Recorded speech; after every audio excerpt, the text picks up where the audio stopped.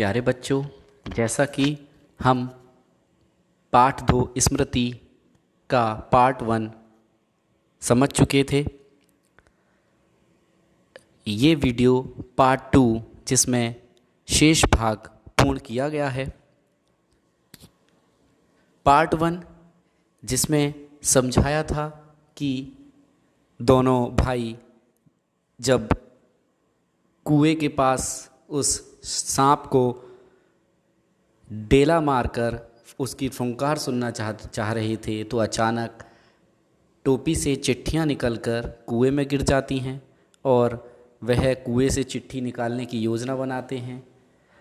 उससे आगे का वर्णन कि क्या क्या योजना, क्या क्या तैयारी के साथ उन्होंने चिट्ठी निकालने की योजना बनाई। जब बड़े भाई ने कुएं में घुसने की जिद कर ली, ठान ली, तो आगे क्या हुआ देखेंगे। छोटा भाई रोता था और उसके रोने का तात्पर्य था कि मेरी मौत मुझे नीचे बुला रही है, यद्यपि वह शब्दों से न कहता था। छोटे भाई को लग रहा था कि उसको शायद कुएं में उतरना पड़ेगा, तो उसे लग रहा था मेरी मौत मुझे नीचे बुला रही है। वास्तव में मौत सजीव और नग्न रूप में कुएं में बैठी थी। वास्तव में मौत सजीव, वास्तव में सांप के लिए वर्णन किया गया है कि नग्न रूप में, सांप कपड़े तो पहनते ही नहीं है, नग्न रूप में सजीव थी और कुएं में बैठी हुई थी। पर उस नग्न मौत से मुठभेड़ के लिए मुझे भी नग्न होना पड़ा। ये क्यों कहा गया? क्योंकि उन्हें भी अपने जो कपड़े थे उन्हें उतार कर उन्होंने रस्सी बनाई, देखेंगे आगे अभी।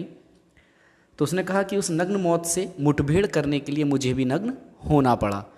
छोटा भाई भी नंगा हुआ, एक धोती मेरी, एक छोटे भाई की, एक चने वाली मतलब जो चने दिए थे माँ ने, 2 कानों से बंधी हुई थी क्योंकि शीतलहर चल रही थी। 2 कानों से बंधी हुई धोतियाँ, 5 धोतियाँ और कुछ रस्सी मिलाकर कुएं की गहराई के लिए काफ़ी हुई। हम लोगों ने धोतियाँ एक दूसरे से बांधी और खूब खींच कर आजमा लिया कि गांठें कड़ी हैं या नहीं। उन्होंने रस्सी को चेक कर लिया, उसे रस्सी बना ली कपड़ों की गूंथ कर, और चेक करने के बाद उसे मतलब खींच कर देखा कि ऐसा ना हो कहीं टूट जाए बीच में। अपनी ओर से कोई धोखे का काम न रखा। धोती के एक सिरे पर डंडा बांधा और उसे कुएं में डाल दिया। एक सिरे पर डंडा बांधा, कुएं में डाल दिया। दूसरे सिरे को डेंग के चारों ओर, डेंग का क्या अर्थ होता है? डेंग होता है, आपने देखा होगा एक कुएं के बीच में गोल सा रहता है जिस पर रस्सी डली हुई रहती है, जो रस्सी को खींचने का सहायता प्रदान करती है, वो तो उसे बोलते हैं डेंग। इसमें लिखा हुआ भी है कि वह लकड़ी जिस पर चरसपुर टिकता है, ठीक है, के चारों ओर एक चक्कर देकर, उसके चारों ओर पहले एक चक्कर दिया और एक गांठ लगाकर छोटे भाई को दे दिया। छोटा भाई केवल 8 वर्ष का था, इसलिए धोती को डेंग से कड़ी करके बांध दिया और तब उसे खूब मजबूती से पकड़ने के लिए कहा। मैं कुएं में धोती के सहारे घुसने लगा। जो बड़े भाई थे, जो लेखक थे, वह उसमें घुसने लगे। धोती का उन्होंने सहारा ले रखा था। छोटा भाई रोने लगा। मैंने उसे आश्वासन दिलाया कि मैं कुएं के नीचे पहुंचते ही सांप को मार दूंगा, और मेरा विश्वास भी ऐसा ही था। कारण यह था कि इससे पहले मैंने अनेक सांप मारे थे, इसलिए कुएं में घुसते समय मुझे सांप का तनिक भी भय ना था। उसको मारना मैं बाएं हाथ का खेल समझता था। यहाँ लेखक ने जब भाई रो रहा था उसको सांत्वना दी, बताया कि मेरे बाएं हाथ का खेल है, ऐसे सांप तो मैंने बहुत सारे मारता आया हूँ। आश्वासन मतलब भरोसा दिलाना। उसने इस तरह का भरोसा अपने छोटे भाई को दिलाने लगा क्योंकि वह रो रहा था, उसे डर लग रहा था। तो उसने कहा कि मुझे तनिक भी भय नहीं है क्योंकि मैंने ऐसे सांपों को तो आज तक मारता ही आया हूँ। और इसको मारना मेरे बाएं हाथ का खेल है। ठीक है, नेक्स्ट पैरा। कुएं के धरातल से, धरातल मतलब बेस से, जब 4-5 गज रहा होगा, मतलब 4-5 गज वो ऊपर थे, तब ध्यान से नीचे को देखा, अक्ल चकरा गई, सांप फन फैलाए धरातल से एक हाथ ऊपर उठा हुआ। मतलब कि जब आपने देखा होगा सांप फन फैलाता है तो वो जो ज़मीन होती है उससे उठ जाता है, तो उन्होंने बताया कि एक हाथ ऊपर कम से कम वो उठ गया था, उसने अपना फन फैलाया हुआ था और लहरा रहा था। पूंछ और पूंछ के समीप का भाग पृथ्वी पर था, उसकी जो पूंछ थी और उसके जो समीप का भाग था वो पृथ्वी पर था, बाकी ऊपर हवा में मेरी प्रतीक्षा कर रहा था, मतलब उठा हुआ था। नीचे डंडा बंधा था, नीचे डंडा बंधा था मेरे उतरने की गति से, जो इधर उधर हिलता था। उसी के कारण शायद मुझे उतरते देख सांप घातक चोट के आसन पर बैठा था। घातक चोट के, घातक मतलब, घातक का अर्थ होता है घातक मतलब जो नुकसान पहुंचाए, तो सांप मुझे नुकसान पहुंचाने के बिल्कुल फिराक में था, इस तरह से आसन बनाकर वो बैठा हुआ था।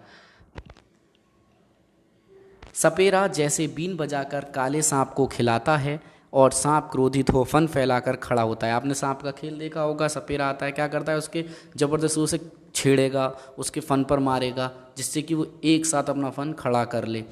तो इसी के लिए उसने कहा कि जिस प्रकार सपेरा बीन बजाकर काले सांप को खिलाता है और सांप क्रोधित हो फन फैला खड़ा होता है और फुंकार मारकर चोट करता है, ठीक उसी प्रकार सांप तैयार था।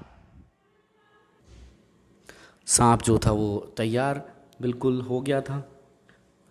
उसका प्रतिद्वंदी का अर्थ होता है शत्रु या विपक्षी। उसका जो विपक्षी, मैं उससे कुछ हाथ ऊपर धोती पकड़े लटक रहा था। मैं कुछ हाथ ही ऊपर था, धोती मैंने पकड़ रखी थी। धोती डैंग से बंधी होने के कारण कुएं के बीचों बीच लटक रही थी, क्योंकि डैंग जो होता है वो बीचों बीच में होता है, तो इसलिए धोती भी बीचों बीच में लटक रही थी। और मुझे कुएं के धरातल की परिधि के बीचों बीच उतरना था।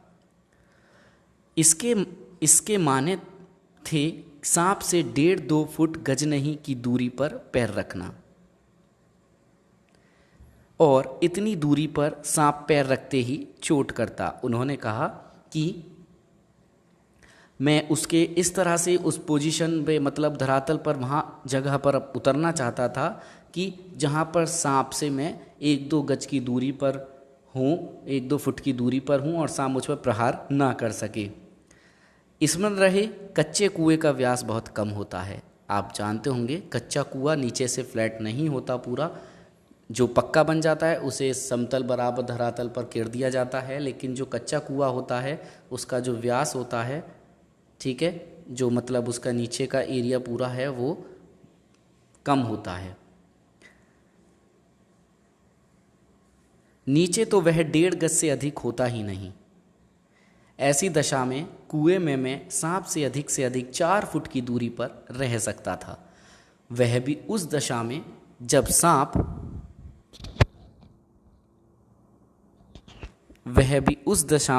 जब सांप मुझसे दूर रहने का प्रयत्न करता।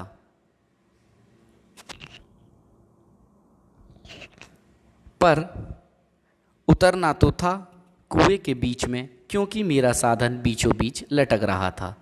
ऊपर से लटककर तो सांप नहीं मारा जा सकता था, उतरना तो था ही, थकावट से ऊपर चढ़ भी नहीं सकता था, क्योंकि अब ऊपर चढ़ना था। अब तक अपनी प्रतिद्वंदी को पीठ दिखाने का निश्चय नहीं किया था। यदि ऐसा करता भी तो कुएं के धरातल पर उतरे बिना क्या मैं ऊपर चढ़ सकता था? धीरे धीरे, देखिए वो उल्टा लटक रहा था, उसे पता थी जब तक मैं नीचे नहीं उतरूंगा तो बेचारा वो ऊपर आता कैसे, क्योंकि भाई ऊपर आने के लिए भी उसे पहले एक बार नीचे उतरना पड़ता। अब उसके आगे तो पूरी तरह से मजबूरी थी। तो उसने यही कहा है कि यदि मैं पीठ दिखाकर मानो लौटने का निश्चय भी कर लेता तो भी कुएं के धरातल पर उतरे बिना क्या मैं ऊपर चढ़ सकता था? धीरे धीरे उतरने लगा। 1-1 इंच ज्यों ज्यों मैं नीचे उतरता जाता था, त्यों त्यों मेरी एकाग्र चित्ता मतलब मेरा ध्यान, मेरी स्थिरता जो थी बढ़ती जाती थी। मुझे एक सूझ सूझी, सूझ मतलब तरीका, मुझे एक तरीका सूझा। और वो तरीका क्या था? दोनों हाथों से धोती पकड़े हुए मैंने अपने पैर कुएं की बगल में लगा दिए। कुएं की साइड से उसने पैर को लगा लिया, धोती हाथ से पकड़ रखी थी। दीवार से पैर लगते ही कुछ मिट्टी, जब जैसी दीवार मिट्टी था, पक्का तो था नहीं वो कुआं, मिट्टी नीचे गिरी और सांप ने फूंक करके उस पर मुंह मारा। मिट्टी गिरते ही सांप ने क्या करा? अपनी फूंकार उस पर मारी। किस पर? मिट्टी पर।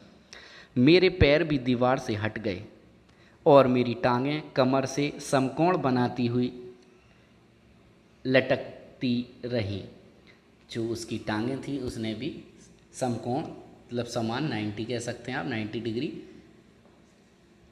तो वह कह रहे हैं कि जैसी मिट्टी गिरी उसने फुंकार मारी सांप ने मिट्टी पर, और जो मेरे पैर थे, पैर भी दीवार से हट गए और मेरी टांगें कमर से समकोण बनाती हुई लटकती रहीं। ठीक है, समकोण मतलब उसने पैरों को तो उठा के रखा, लेकिन बॉडी उसकी जो ऊपर कमर का हिस्सा था वो रस्सी के सहारे था। लेकिन जब पैर दीवार उससे हट गए दीवार से तो क्या होगा? वो हवा में रही। नीचे उसने इसलिए नहीं कहा, नीचे तो सांप था। पर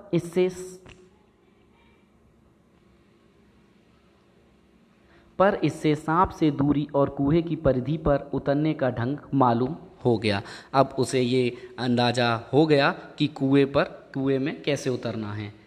तनिक झूलकर मैंने अपने पैर कुएं की बगल से सटाए और कुछ धक्के के साथ अपनी प्रतिद्वंदी के सम्मुख कुएं की दूसरी ओर 1.5 गज पर कुएं के धरातल पर खड़ा हो गया। मतलब कि उसने कुएं की बगल से अपने पैरों को सटा लिया और जैसे ही थोड़े सा उसने और फोर्स लगाई अपनी बॉडी में, तो जो उसके प्रतिद्वंदी मतलब जो सांप था, सांप के सम्मुख मतलब पास में जो कुएं की दूसरी साइड थी उस तरफ जाकर 1.5 गज पर कुएं के धरातल पर वो खड़ा हो गया। आंखें चार हुई, शायद एक दूसरे को पहचाना। सांप को चक्षुश्रवा कहते हैं। चक्षुश्रवा आप जानते होंगे कि सांप आँखों से सुनता है, कान उसके नहीं होते, मतलब आभास करना। मैं स्वयं चक्षुश्रवा हो रहा था। मैं भी इस समय आँखों से ही सब कुछ जान रहा था सांप की तरह, क्योंकि मेरी जो दृष्टि थी वो वहीं टिकी हुई थी। अन्य इंद्रियों ने मानो सहानुभूति से अपनी शक्ति आँखों को दे दी हों। जो मेरी, वह कह रहे हैं कि जितनी भी मेरी इंद्रियां अंदर काम कर रही थी उन सब ऐसा लग रहा था सब आँखों में समा गई हैं, क्योंकि अब जो कुछ था बस मेरी आँखें जो टिकी हुई थी सांप पर। सांप के फन की ओर मेरी आँखें लगी हुई थीं कि वह कब किस ओर को आक्रमण करता है। सांप ने मुहनी सी डाल दी थी, शायद वह मेरे आक्रमण की प्रतीक्षा में था। वह जिस विचार और आशा को लेकर मैंने कुएं में घुसने की ठानी थी वह तो आकाश कुसुम था। मनुष्य का अनुमान और भावी योजना कभी कभी कितनी मिथ्या और उल्टी निकलती हैं। यहाँ लेखक का क्या मानना था कि मैं जब उतरा था, जब सोच रहा था उतरने की नीचे जाके, तो मैं अपने भाई को भी सांत्वना दिया कि ऐसे सांप तो बहुत मारे हैं, मैं बड़ी बड़ी डींगें हाँक रहा था उस समय तो, लेकिन असलियत तो जब पता चलती है अब मेरा जो सामना हो रहा था।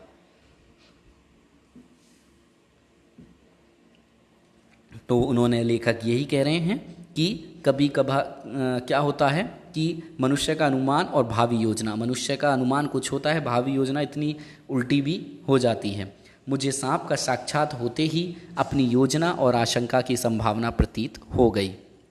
डंडा चलाने के लिए स्थान ही न था। लाठी या डंडा चलाने के लिए काफ़ी स्थान चाहिए। देखिए, जब भी आप लाठी चलाएंगे अर्थात यहाँ सांप को मारना था, उसके लिए जगह चाहिए थी। डंडा चलाने को इतनी वहाँ जगह थी नहीं कि सांप पर डंडा कैसे, वार कैसे किया जाए।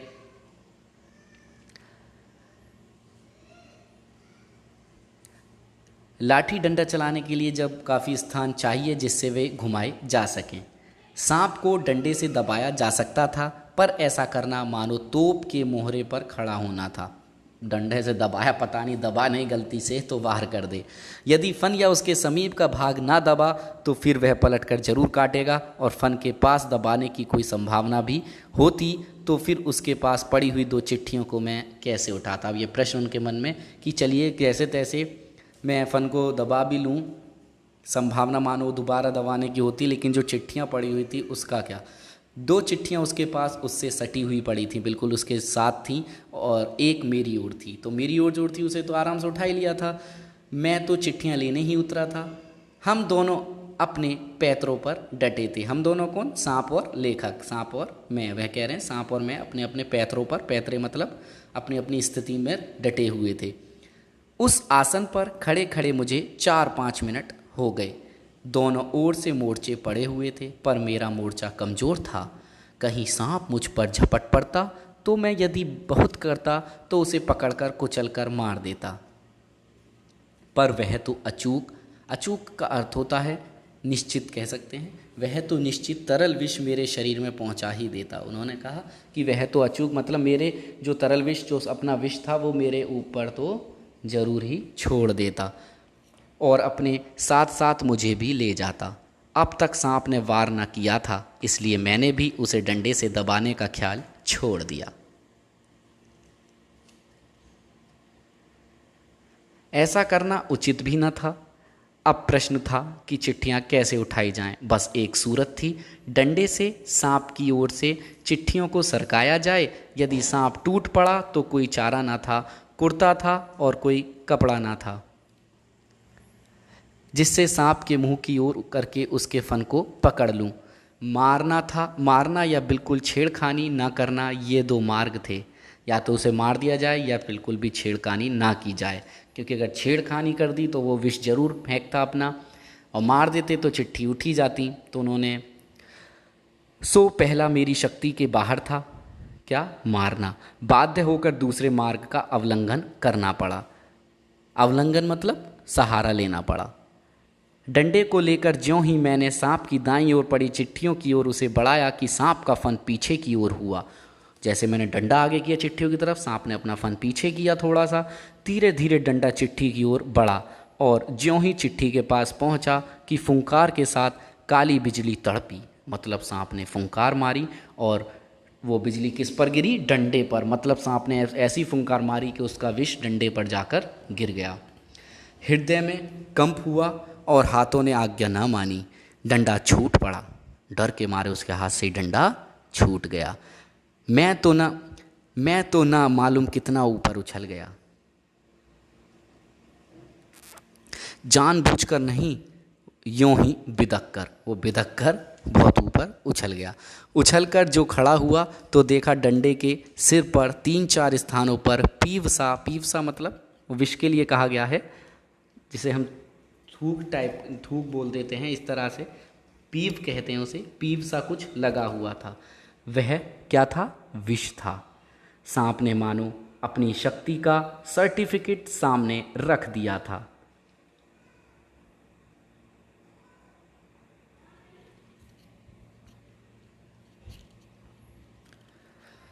पर मैं तो उसकी योग्यता का पहले ही से कायल था। कायल मतलब उसकी योग्यता को मैं मान रहा था कि उसमें हाँ शक्ति है। शक्ति से मतलब वो प्रहार कर सकता है, और उसके प्रहार से मैं मर भी सकता हूँ, ये उसे पता था ये सारी बातें।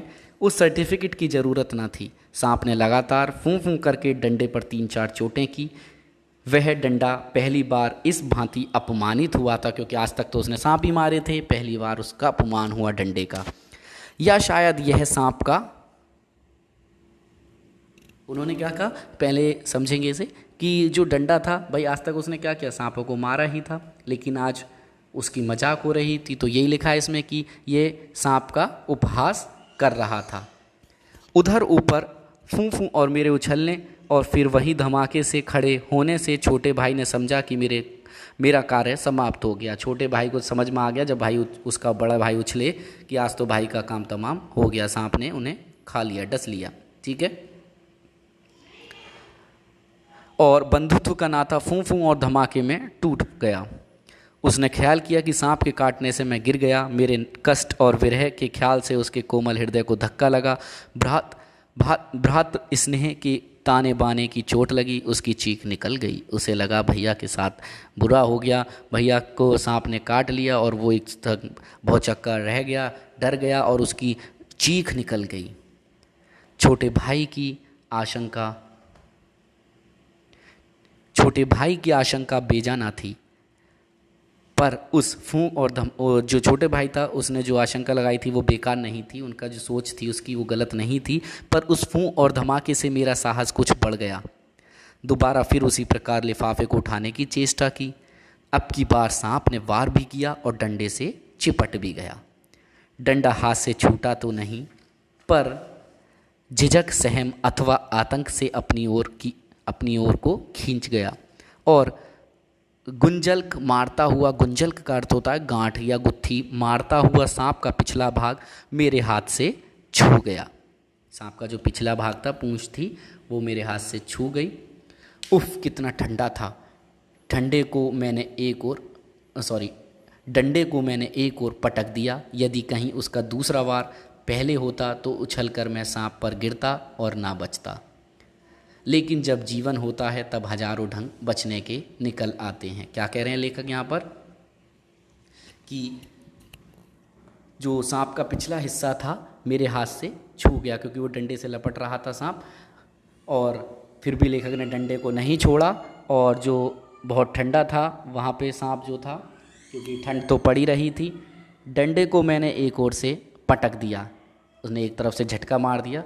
यदि दूसरी बार पहले होता तो उछलकर मैं सांप पर गिरता। और वो क्या कह रहे हैं कि अगर वो वार कर देता, उसका जो दूसरा वार था, जो अगर वो पहले कर देता तो मैं शायद हो सकता था ना बचता। लेकिन जब जीवन होता है कोई ना कोई उपाय निकल आता है। वह देवी कृपा थी। डंडे के मेरी ओर खिंचाने से मेरी ओर सांप के आसन बदल गए। सांप जिस मुद्रा में बैठा था, जिस स्थिति में बैठा था, वह बदल चुका था। मैंने तुरंत ही लिफाफे और पोस्ट कार्ड चुन लिए मतलब उठा लिए। चिट्ठियों को धोती के छोर से बांध दिया और छोटे भाई ने उन्हें ऊपर खींच लिया। छोटे भाई ने अब ऊपर उन्हें खींच लिया है, धोती में उन्होंने उन्हें बांध दिया। डंडे को सांप के पास से उठाने में भी बड़ी कठिनाई पड़ी। सांप उससे खुलकर उस पर धरना देकर बैठा था। जीत तो मेरी हो चुकी थी, पर अपना निशाना गंवा चुका था। आगे हाथ बढ़ाता तो सांप हाथ पर वार करता, मतलब प्रहार करता। इसलिए कुएं की बगल से एक मुट्ठी मिट्टी लेकर उसने क्या किया, फिर उसको भ्रमित करने के लिए कुछ मिट्टी कुएं के किनारे से ली और उसके बाईं ओर से डंडा खींच लिया। उसने क्या किया कि जो मिट्टी ली और उसको क्या किया, उसको फेंक दिया उसके दाईं ओर, और दाईं ओर जैसे ही फेंका तो सांप ने क्या किया, दाईं ओर प्रहार किया। तो उसने फटाक से जल्दी से क्या किया, बाईं ओर से डंडा खींच लिया। पर बात की बात में उसने दूसरी ओर भी वार किया। उसने फिर दूसरी ओर भी वार कर दिया, लेकिन बीच में डंडा ना होता तो पैर में उसके दांत गड़ गए होते, क्योंकि जगह तो कम थी, पैर नीचे था। जैसे उसने वार किया वो तो डंडा बीच में आ गया, वरना पैर लेखक के पैर पर वार वो लगता। अब ऊपर चढ़ना कोई कठिन काम न था। केवल हाथों के सहारे पैरों को बिना कहीं लगाए हुए 36 फुट ऊपर चढ़ना मुझसे अब नहीं हो सकता। 15-20 फुट बिना पैर के सहारे केवल हाथ के बल चढ़ने की हिम्मत रखता हूँ। वो क्या कह रहे हैं कि अब 36 फुट ऊपर चढ़ना था, क्योंकि हाथों से उसको पकड़कर ऊपर की ओर खींच आना था। रस्सी वो जो डाल रखी थी उन्होंने धोती की बांध कर उसी को, तो वह कह रहे हैं कि 15-20 फुट बिना पैर के सहारे केवल हाथों के बल चढ़ने की हिम्मत रखता हूँ। उन्होंने कहा मैं इतनी हिम्मत रखता हूँ कि कम से कम 15-20 फुट तो मैं बिना पैर के सहारे यूं ही हाथों से ऊपर की तरफ खींचता हुआ आ जाऊँ, लेकिन कम ही, अधिक नहीं। पर उस 11 वर्ष की अवस्था में मैं 36 फुट चढ़ा। बाहें भर गई थी, छाती फूल गई थी, क्योंकि अब चढ़ना भी था। धौंकनी चल रही थी, मतलब सांसें चल रही थी। पर एक एक इंच सरक सरक कर अपनी भुजाओं के बल में ऊपर चढ़ आया। यदि हाथ छूट जाते तो क्या होता, इसका अनुमान करना कठिन है। ऊपर आकर बेहाल होकर थोड़ी देर तक पड़ा रहा। देह को झाड़ झूर कर धोती कुर्ते पहने। फिर किशनपुर के लड़के को जिसने ऊपर चढ़ने की चेष्टा को देखा था, उस समय तक आ चुका था जब वह ऊपर चढ़ रहा था, ताकीद करके, ताकीद मतलब होता है बार बार चेतावनी की क्रिया, करके कि वह कुएं वाली घटना किसी से ना कहे, हम लोग आगे बढ़े। उसने ये उससे कह दिया कि इस घटना को, उसने उससे बताया इस घटना को आप किसी से ना कहें। सन 1915 में मैट्रिकुलेशन पास करने के उपरांत यह घटना मैंने अपनी माँ को सुनाई। उन्होंने फिर अपनी माँ को ये घटना 1915 में सुनाई और सजल नेत्रों से माँ ने मुझे अपनी गोद में ऐसे बिठा लिया जैसे चिड़िया अपने बच्चे को डैने के नीचे छिपा लेती है। डैने मतलब डैने पंख, आपने देखा होगा चिड़िया पंख में अपने जो बच्चे होते हैं उसके, उन्हें छिपा लेती है। कितने अच्छे थे वे दिन। उस समय राइफल ना थी, डंडा था, और डंडे का शिकार कम से कम उस सांप का शिकार राइफल के शिकार से कम रोचक और भयानक ना था। बहुत अच्छी श्री राम शर्मा जी द्वारा यह लेख लिखा गया है, स्मृति। इसके प्रश्न उत्तर की PDF आपको ग्रुप पर मिल जाएगी।